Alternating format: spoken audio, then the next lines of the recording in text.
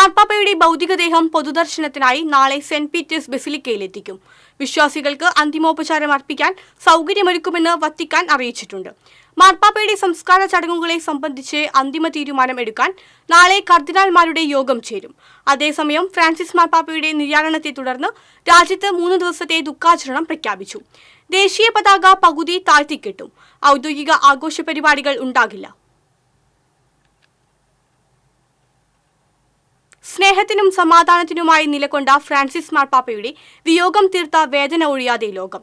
ഇതിനിടെ മാർപ്പാപ്പയുടെ മരണപത്രം വത്തിക്കാൻ പുറത്തുവിട്ടു. അന്ത്യവിശ്രമം ഒരുക്കേണ്ടത് റോമിലെ സെന്റ് മേരി മേജർ ബസിലിക്കയിലായിരിക്കണമെന്നാണ് മരണപത്രത്തിൽ പറയുന്നത്.